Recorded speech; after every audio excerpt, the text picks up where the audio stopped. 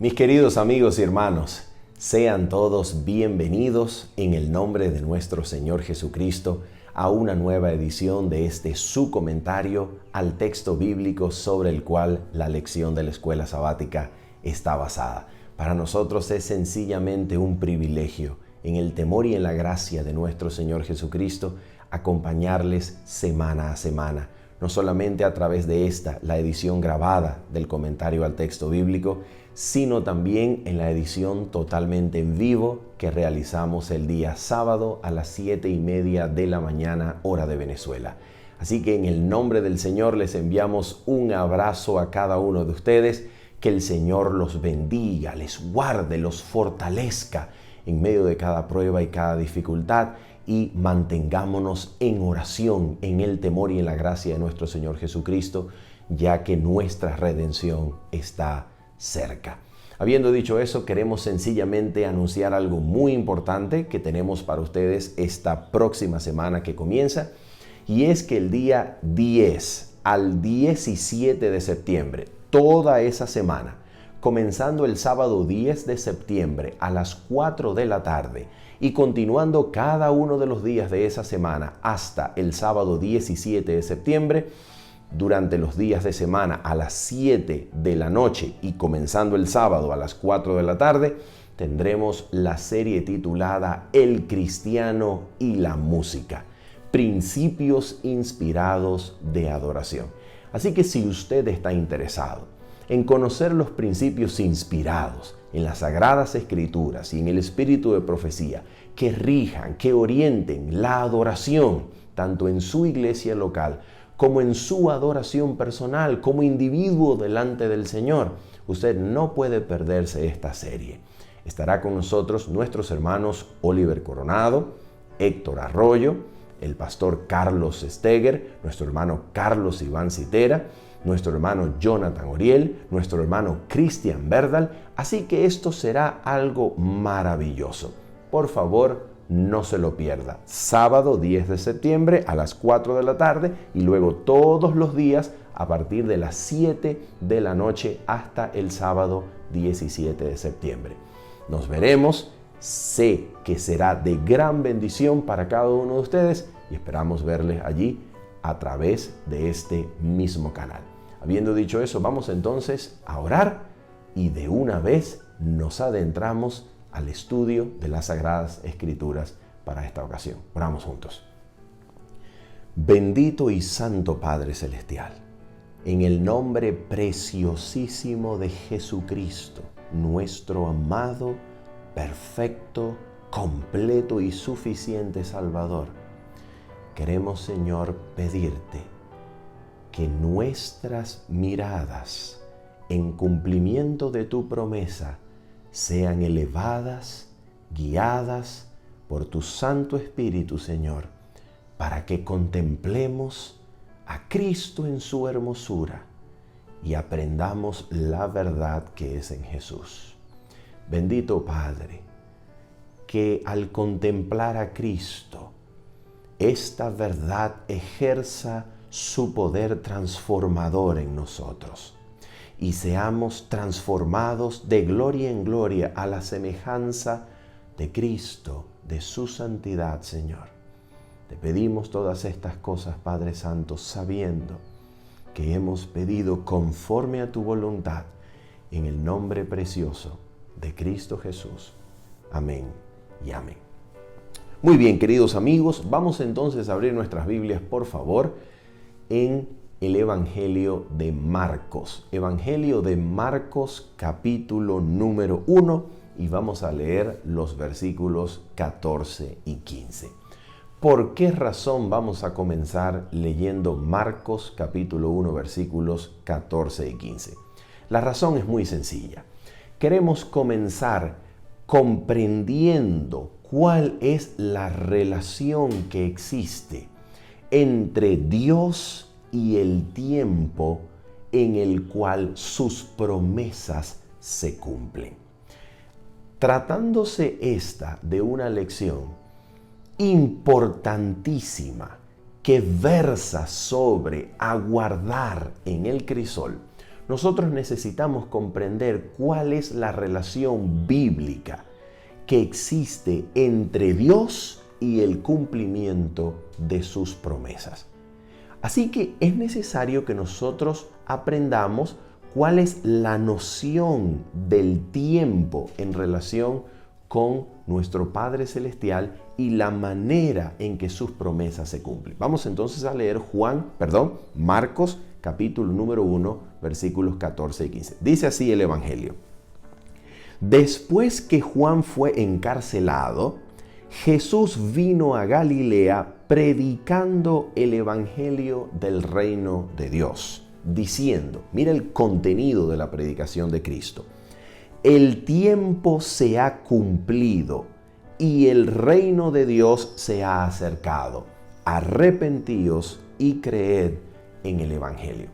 Noten que, de acuerdo con el Evangelio de Marcos, el primer discurso, las primeras palabras que resumen la predicación de Cristo acerca del reino de Dios es o comienza con la frase: el tiempo se ha cumplido.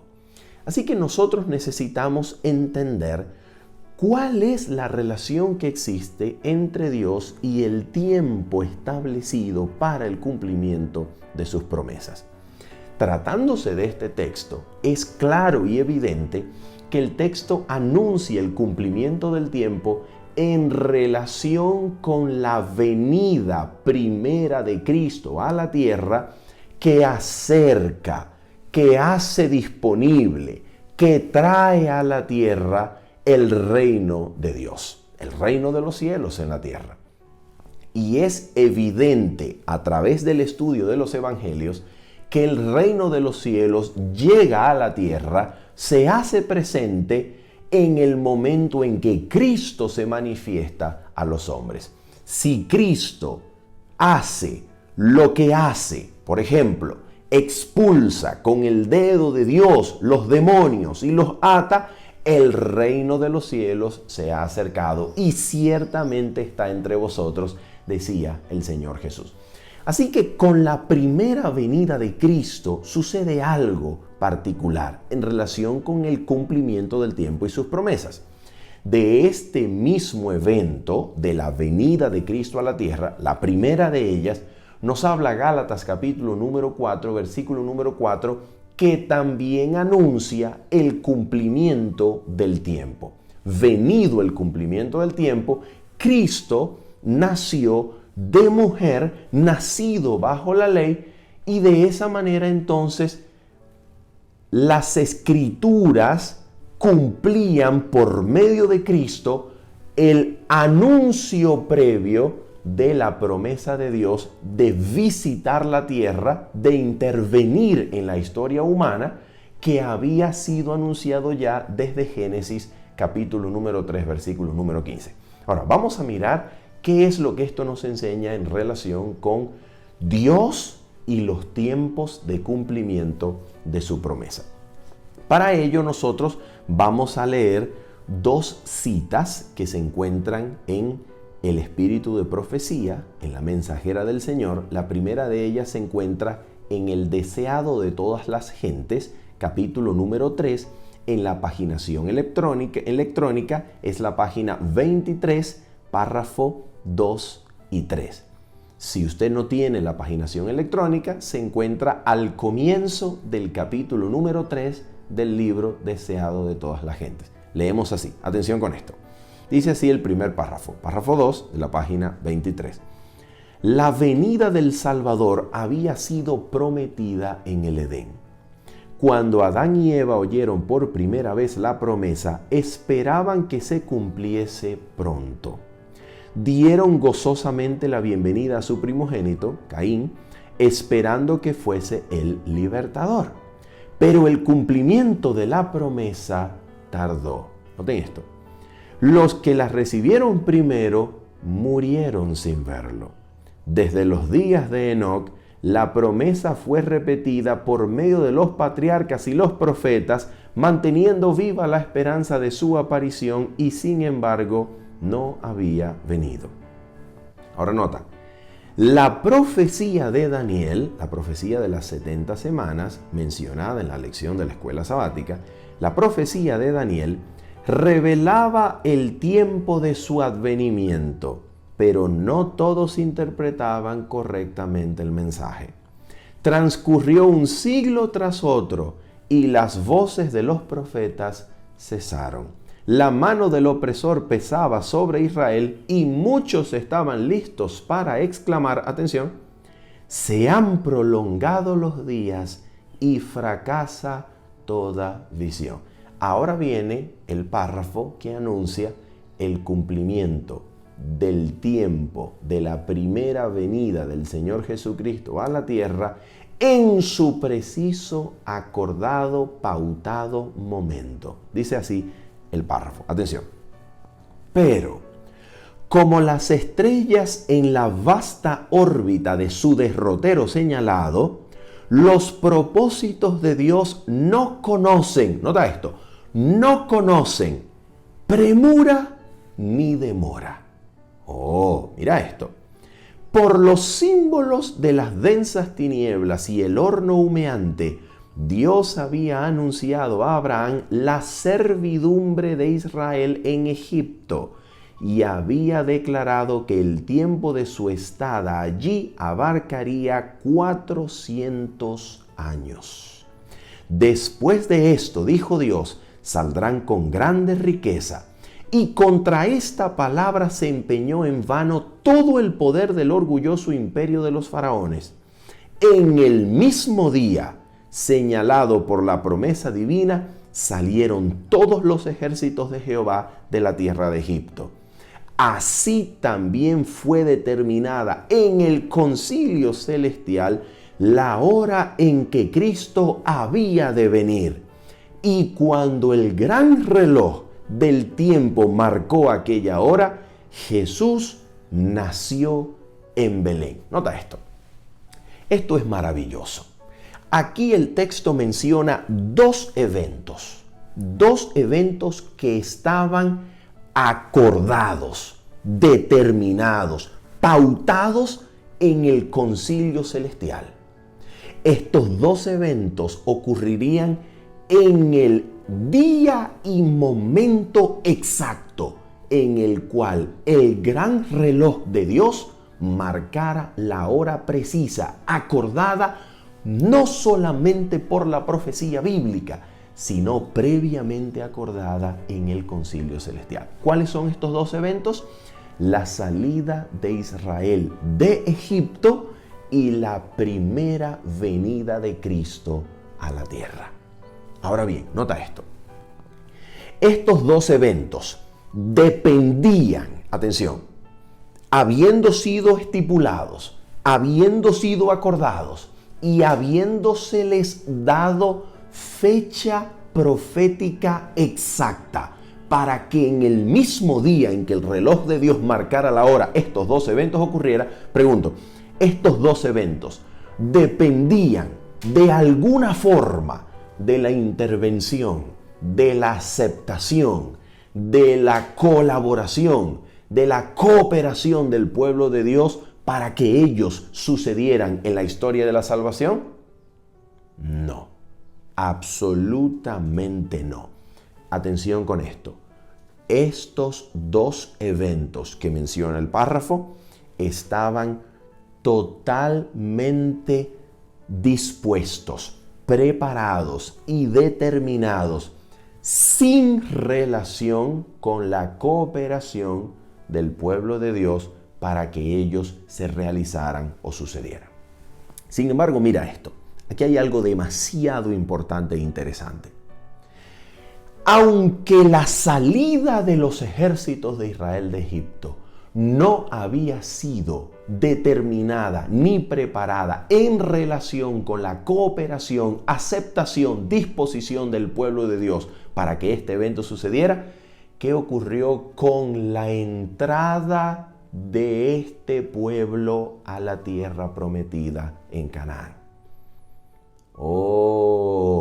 La entrada de este pueblo a la tierra prometida sí iba en relación con la aceptación, colaboración, cooperación del pueblo para que el evento, no de su salida, sino de su entrada a la tierra prometida, se cumpliera y se realizara en la profecía bíblica. De la misma manera, la primera venida de Cristo a la tierra, su muerte en la cruz y su resurrección de los muertos ocurrió aun cuando no hubo ser humano que entendiera lo que estaba ocurriendo con Cristo, su muerte y su resurrección. Aunque todos los discípulos estaban chasqueados y no habían entendido el evento de su muerte y no creían todavía en su resurrección, este evento de la venida de Cristo para morir y resucitar se cumplió independientemente de que hubiese ser humano alguno que lo entendiese. Porque de acuerdo con el apóstol Pablo, esto que Dios preparó para que fuese manifestado no subió a ninguna mente, porque si hubiese subido no hubiesen crucificado al Señor de la gloria. Así que esta sabiduría celestial, la cual ningún ojo vio, ni oído oyó, ni subió alguna vez a la imaginación, a la mente de los seres humanos, esto que Dios tenía preparado para nosotros ocurrió en la muerte y resurrección de Cristo sin que ser humano alguno lo comprendiera, sin que ser humano alguno supiera lo que estaba ocurriendo. Independientemente de cooperación, colaboración humana, Cristo murió y resucitó. Pero no sucede así con su segunda venida. La segunda venida de Cristo, cumplimiento profético también, ha sido puesta, determinada por el Padre de Gloria en relación con el entendimiento, conocimiento, cooperación y colaboración del pueblo de Dios en la tierra. Noten esto, por ejemplo, vamos a mirar este párrafo. Recuerden el párrafo que leímos acerca de los propósitos de Dios comparados a las órbitas y sus derroteros señalados que no conocen premura ni demora. Pero no se dice esto mismo en relación con la segunda venida de Cristo. Por ejemplo, vamos a mirar lo que nos dice el libro Palabras de Vida del Gran Maestro. Y vamos a leer, por favor, lo que nos dice el capítulo número 3. Si usted no tiene la paginación electrónica, esta cita se encuentra en el capítulo número 3 de Palabras de Vida del Gran Maestro, hacia el final del capítulo, siendo en realidad el penúltimo párrafo del capítulo número 3. Para quien tiene la paginación electrónica, se encuentra en la página 47, párrafo 4. Mira lo que nos dice esto en relación con Dios, el tiempo del cumplimiento de sus promesas en relación a la segunda venida de Cristo. Mira lo que dice. Cuando el fruto fuere producido, luego se mete la hoz porque la siega es llegada. Continúa la cita. Atención. Cristo espera con un deseo anhelante la manifestación de sí mismo en su iglesia. Cuando el carácter de Cristo sea perfectamente reproducido en su pueblo, entonces vendrá Él para reclamarlos como suyos. La pregunta es, ¿por qué razón la primera venida de Cristo a la tierra, su muerte y su resurrección, fueron determinadas en el concilio celestial para suceder en el instante mismo en que el reloj de Dios marcara la hora, mientras que la segunda venida de Cristo sí se pone en relación con la comprensión, cooperación de su pueblo en la tierra? ¿Cuál es la razón? La razón es muy sencilla. Nota esto. La primera venida de Cristo a la tierra, su muerte en la cruz y su resurrección, tiene que ver primeramente con el cumplimiento de un propósito, juramento solemnemente establecido antes de la fundación de la tierra, desde los días de la eternidad, siendo esto parte de la mente eterna de Dios y de su deleite eterno. El pacto eterno había establecido que si la raza humana caía engañada por Satanás, tendría una segunda oportunidad, y Cristo fue preparado desde antes de la fundación del mundo, antes que hubiese pueblo de Dios en la tierra, antes que hubiese hombre alguno sobre la faz de la tierra, antes de que fuese creado el primer ser humano.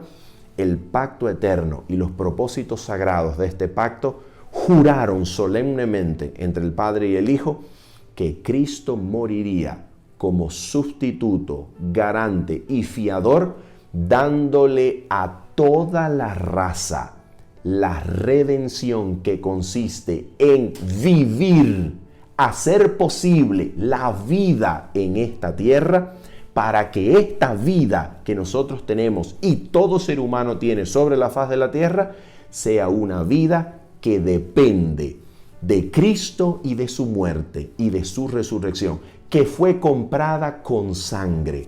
La venida primera de Cristo a la tierra quería dar la redención a la raza entera, que consiste en darles vida en la tierra, para que como segunda oportunidad cada ser humano viva sabiendo que fue comprado, llegando a conocer que por Cristo tiene la vida y se sienta deudor a Cristo, para que no viva para sí, sino para aquel que murió y resucitó por ello. Este amor desplegado en el primer propósito de la redención, que es conceder vida a toda la raza para que viva sobre la tierra y vea y contemple el amor de Dios, es lo que constriñe, es lo que nos atrae a la cruz.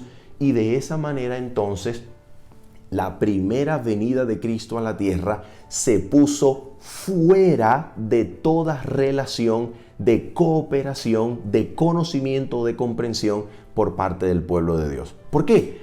Porque a ningún ser humano se le preguntó, a ningún ser humano se le consultó si, habiendo caído la raza en rebeldía y pecado, quería ser redimida para vivir en la tierra como tiempo de gracia antes del juicio del día final. A ningún ser humano se le preguntó si quería ser creado, a ningún ser humano se le preguntó si quiere vivir en la tierra, y estos propósitos de creación y de redención para la vida en la tierra no fueron consultados a ningún ser humano, sino que el don de la vida en la tierra se le otorga a cada alma sin haber sido ésta consultada.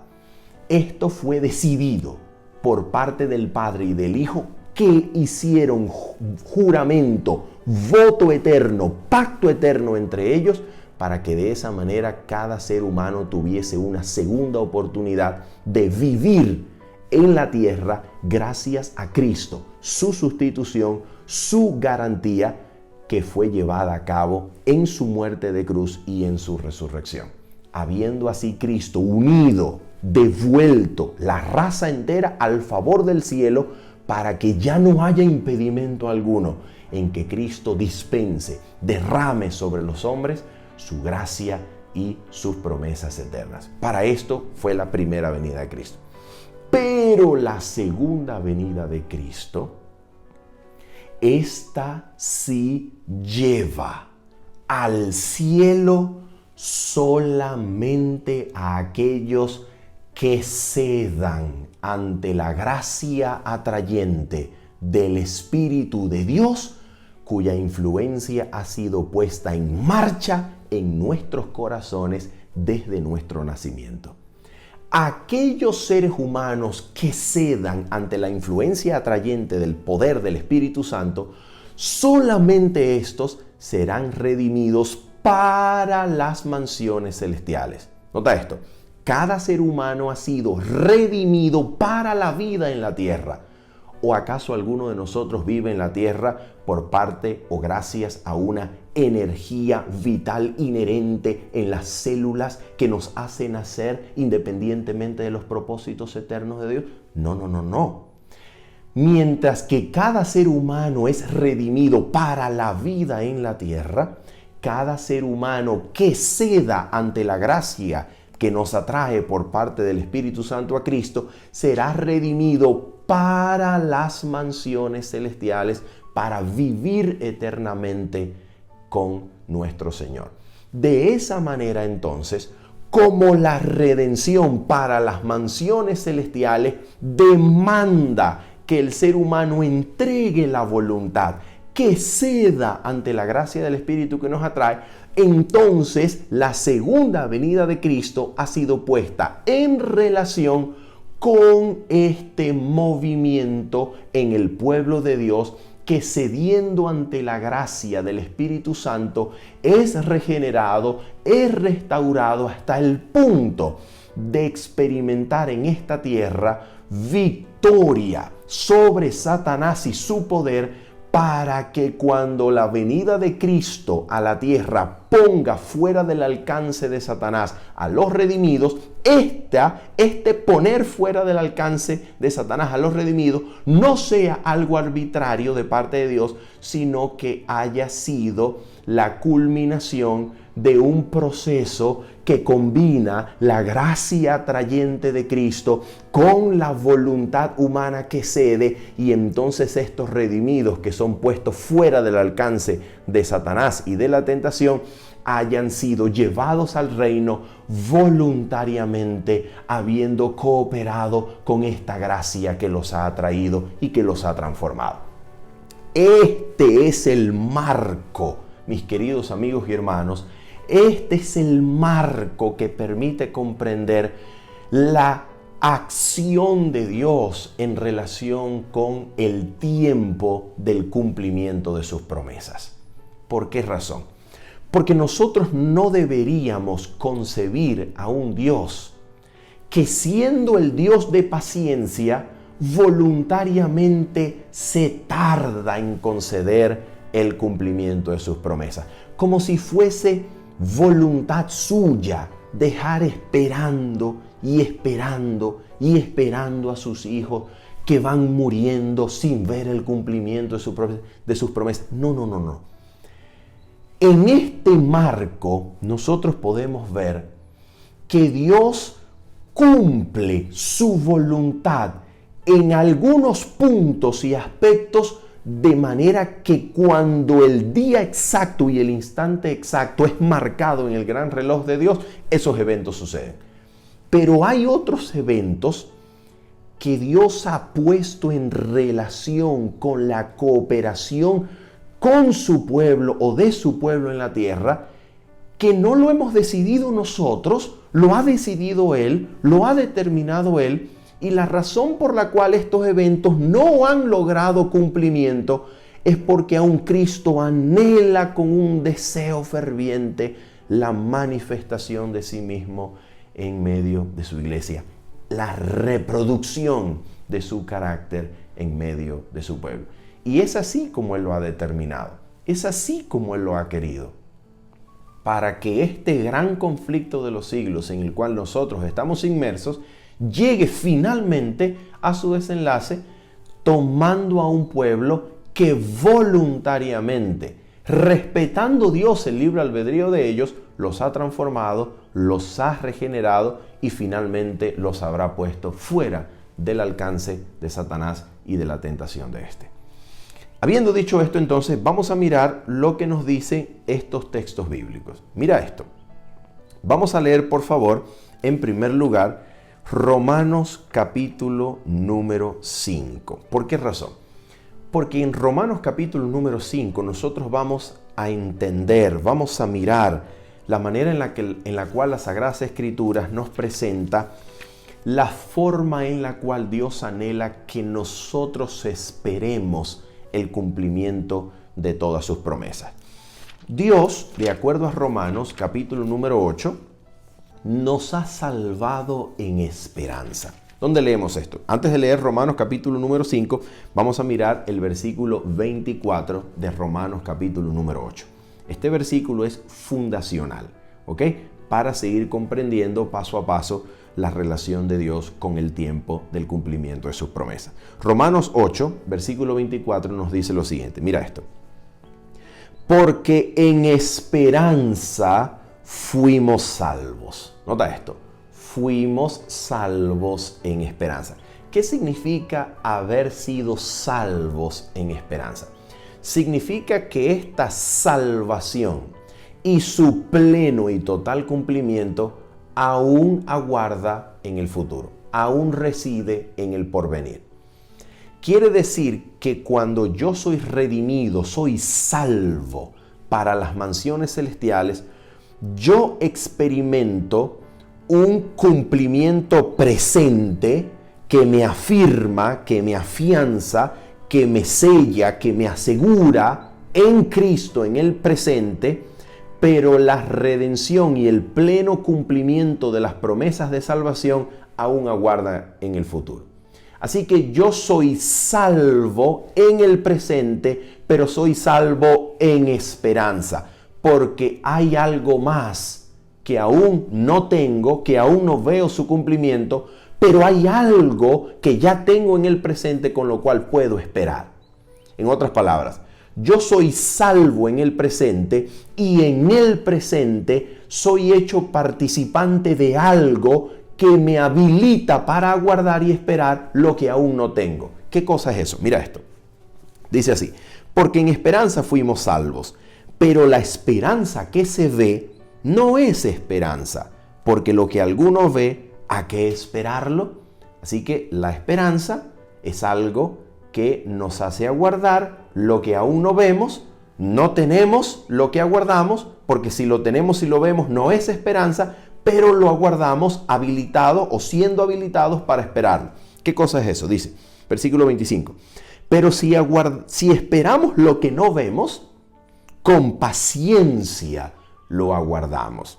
Oh, ¿y qué cosa es eso? ¿Qué cosa es lo que nos habilita a esperar? Lo que nos da paciencia para aguardar lo que aún no vemos. Versículo 26. Y de igual manera, el Espíritu nos ayuda en nuestra debilidad. Aquí está la clave. Aquí está el punto. ¿Cómo quiere Dios que nosotros esperemos? Vamos a mirar esto que se complementa con Romanos capítulo número 5. Mira esto. Romanos capítulo número 5, versículos número 1 en adelante. Dice el texto. Justificados pues por la fe, tenemos paz para con Dios por medio de nuestro Señor Jesucristo, por quien también tenemos entrada por la fe a esta gracia en la cual estamos firmes y nos gloriamos en la esperanza de la gloria de Dios. Mira esto, nos gloriamos en la esperanza de la gloria de Dios. Ahora mira esto. Y no solo esto, sino que también nos gloriamos en las tribulaciones. De acuerdo al contexto, Romanos capítulo número 2, versículos 16 en adelante, esos judíos a los que Pablo les habla en el capítulo número 2, se gloriaban en su ser judío. Es decir, ser judío para ellos era fuente de gloria, era fuente de jactancia. Es la palabra adecuada que se utiliza en Romanos capítulo número 2.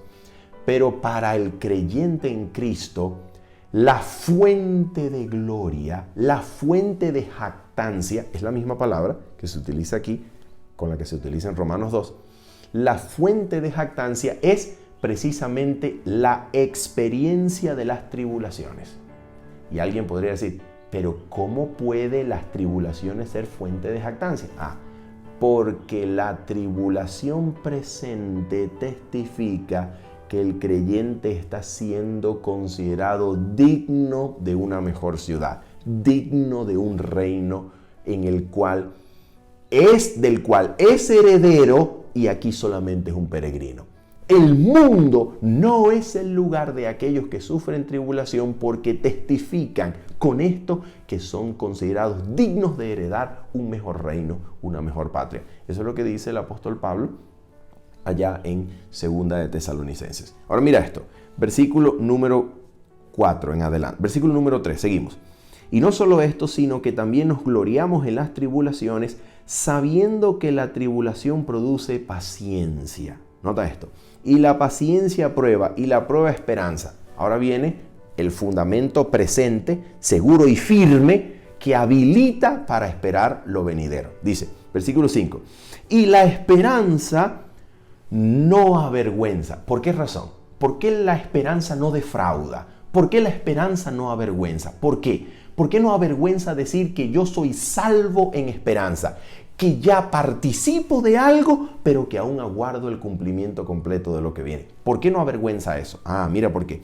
Y la esperanza no avergüenza, porque el amor de Dios ha sido derramado en nuestros corazones por el Espíritu Santo que nos fue dado. ¿Qué significa eso?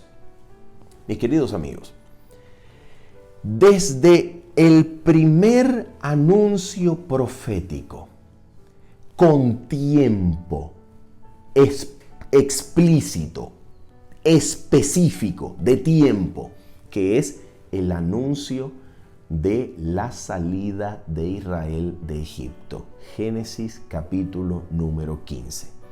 Desde el primer anuncio profético de tiempo de las Sagradas Escrituras hasta el cumplimiento de toda promesa de tiempo, la esperanza escatológica, en otras palabras, lo que se espera del día final, lo que se espera del último día, lo que se espera del porvenir, lo que se aguarda de los días venideros, es la esperanza de la resurrección. Eso fue lo que estaba implícitamente contenido en la promesa de Dios al patriarca Abraham en Génesis capítulo número 15. ¿Por qué razón?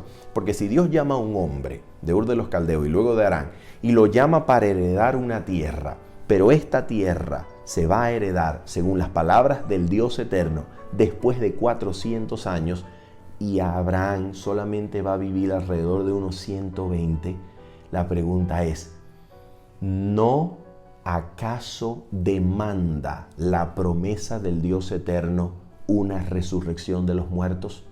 Abraham no iba a vivir 400 años. Entonces, ¿cómo es que Abraham es heredero de la tierra si esta tierra va a ser heredada después del periodo vital de Abraham? Esta promesa de la herencia de la tierra demandaba implícitamente ya que la promesa de parte del Dios eterno incluyera su poder de resucitar a los muertos para que esta tierra fuese heredada por todos los que la habían esperado desde Abraham, aunque hubiese ido a la tumba. La esperanza de la resurrección de los muertos, la victoria sobre la muerte, sobre la degradación de la carne, la esperanza de la resurrección es la esperanza escatológica por excelencia. ¿A qué nos referimos cuando decimos eso? Esta es la resurrección de los muertos, este es el elemento que constituye la esperanza de los justos que aguardan las promesas de los últimos días, de los días finales, de los días venideros, de aquel día. Entonces, la resurrección de los muertos es el elemento fundamental y esencial de la escatología, de la expectativa de los días finales por parte del pueblo de Dios. Ahora bien, ¿qué significa el Espíritu Santo en relación con esto? ¿Qué significa? El mismo Romanos, la misma carta de Pablo a los Romanos, contiene la respuesta en Romanos capítulo número 1. Mira lo que dice Romanos capítulo número 1, versículo número 1 al versículo número 3. Dice así, vamos a leer hasta el 4. Dice, Pablo, siervo de Jesucristo, llamado a ser apóstol, apartado para el evangelio de Dios, que él había prometido antes por sus profetas en las Santas Escrituras. Está hablando de promesas. Nota esto. Versículo 3. Acerca de su Hijo, nuestro Señor Jesucristo, que era del linaje de David según la carne, nota esto, que fue declarado Hijo de Dios con poder según el Espíritu de Santidad por la resurrección de entre los muertos. Entonces, ¿qué ocurre con la resurrección de los muertos de Cristo y la venida del Espíritu Santo? ¿Qué ocurre? ¿Cuál es la relación? La relación es que si Jesucristo resucitó de los muertos, y esta resurrección es la esencia de la escatología que aguarda, que espera los cumplimientos de la promesa, el pueblo de Dios, entonces la resurrección de los muertos que se aguarda, que se espera, que se ansía para los días finales, ya ocurrió en el presente histórico del mundo. ¿Qué quiere decir esto? Quiere decir que Cristo trajo al presente histórico del mundo el elemento esencial de la escatología que se aguarda y se espera para los días finales, que es la resurrección de los muertos. Es como si los tiempos de la eternidad, como si los tiempos escatológicos futuros hicieran incursión en el presente, inaugurando para los hijos de Dios que esperan en Cristo las realidades del mundo venidero aquí y ahora. Y eso es exactamente lo que dice Hebreos capítulo número 6, alrededor del versículo número 4. Nos dice que el Espíritu Santo es parte de los poderes del mundo venidero. Eso es exactamente lo que nos dice Efesios capítulo número 1. El Espíritu Santo trae el poder de la resurrección que operó en Cristo a nosotros. Eso es exactamente lo mismo que nos dice Romanos capítulo 8, versículo número 11.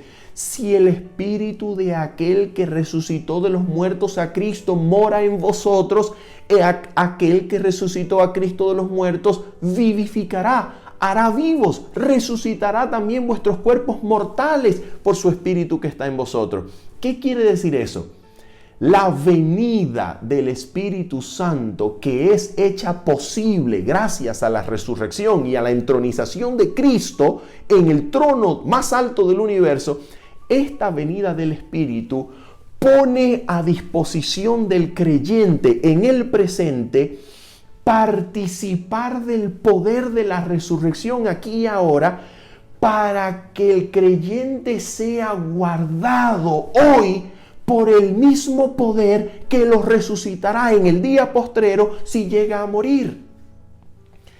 Quiere decir que el creyente en Cristo, por medio del Espíritu Santo, puede participar hoy de lo que espera como elemento escatológico esencial del futuro.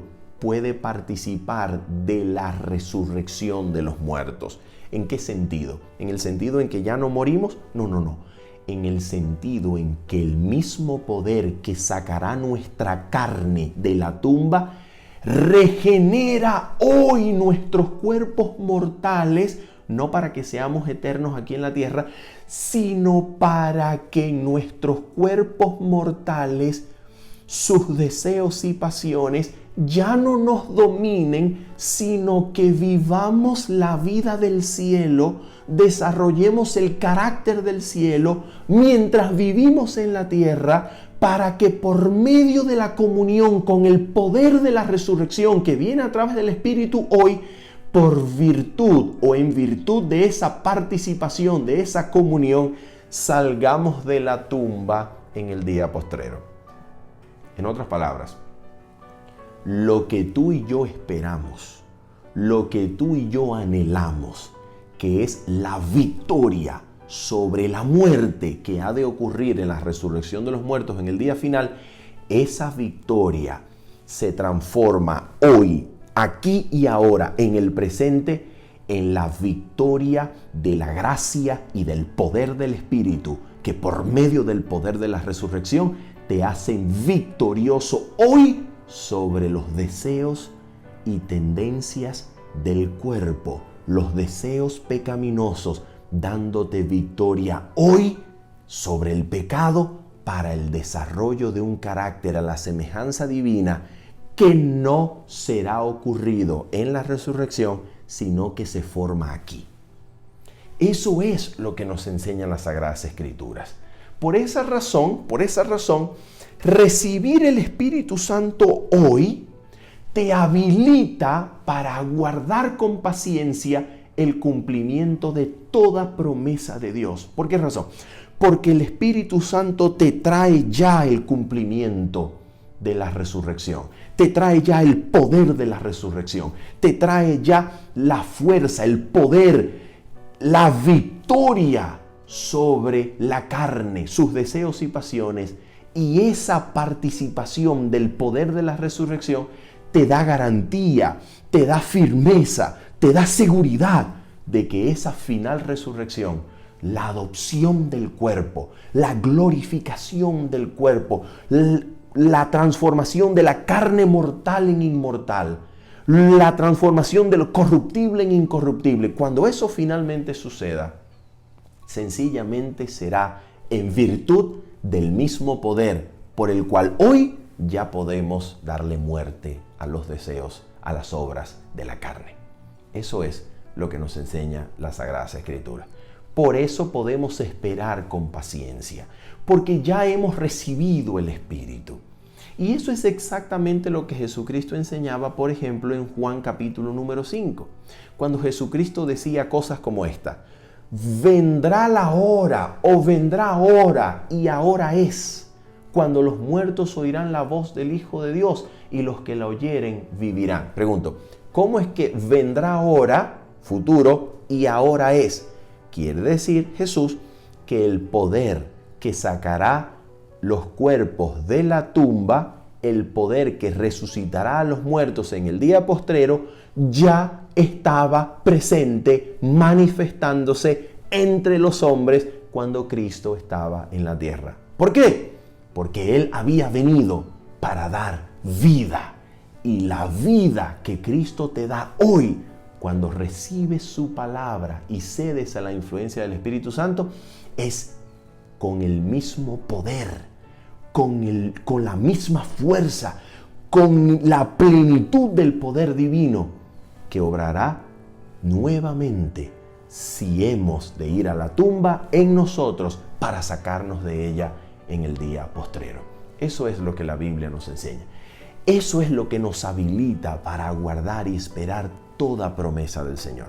Por esa razón, quisiera terminar en esta oportunidad con una declaración poderosísima, que se encuentra en el libro Deseado de todas las gentes, capítulo número 27, titulado Puedes limpiarme.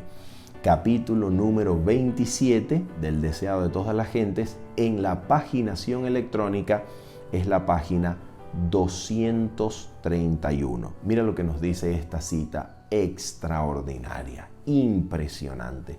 Dice la cita lo siguiente: en algunos casos de curación, Jesús no concedió inmediatamente la bendición pedida. Pero en el caso del leproso, escucha esto, apenas hecha la súplica, fue concedida.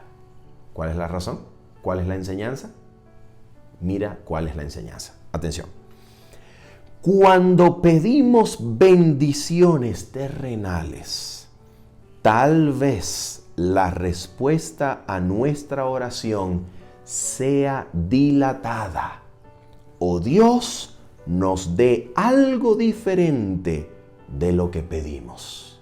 ¿Por qué?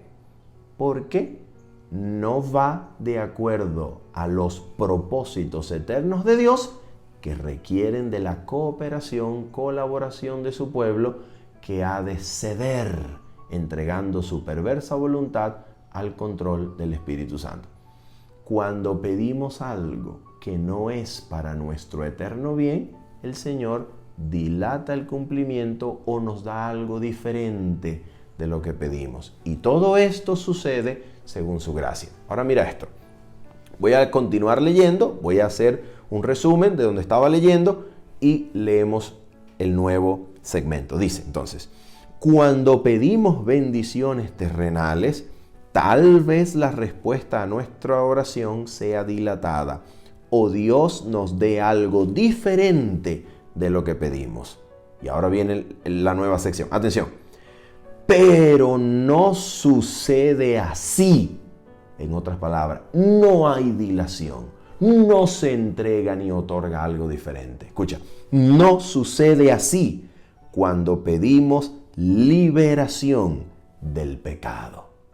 ¿Te das cuenta? Cuando pedimos liberación del pecado, esta petición, como la petición del leproso, ¿puedes limpiarme?, es concedida inmediatamente. Dios no dilata ni concede algo diferente. Al pedir liberación del pecado, Dios la puede otorgar inmediatamente y la entrega cuando se le demanda. Dice así la cita: Él quiere limpiarnos del pecado, hacernos hijos suyos y habilitarnos para vivir una vida santa. Esta es la voluntad del Señor. Para esto ha venido. Para esto es que ha enviado a Cristo, trayendo una salvación hasta lo sumo. Cuando pedimos liberación del pecado, su promesa nunca es dilatada. Él la concede inmediatamente para que nadie tenga excusa y alguna vez llegue a decir: es que no pude dejar el pecado porque Dios me lo iba a conceder poco a poco. No. Para que no haya excusa, todo aquel que pida al Señor con fe en Cristo liberación del pecado, el Señor la concede inmediatamente. No dilata su promesa, la concede inmediatamente, como se le concedió al leproso la limpieza, tan pronto como la súplica fue hecha. Habiendo dicho esto y esperando que usted haya sido edificado en la gracia del Señor y que el poder del Espíritu Santo pueda afianzarlo, afirmarlo, mientras usted aguarda el cumplimiento de todas las promesas del Señor, bien sea para sacarlo del crisol o bien sea para librarnos del presente siglo malo, en el nombre de nuestro Señor Jesucristo, esperando que usted haya sido edificado y que el Espíritu esté con usted, nos despedimos en esta ocasión diciéndoles: nos vemos el día sábado, 7:30 de la mañana. Bendiciones. Chao.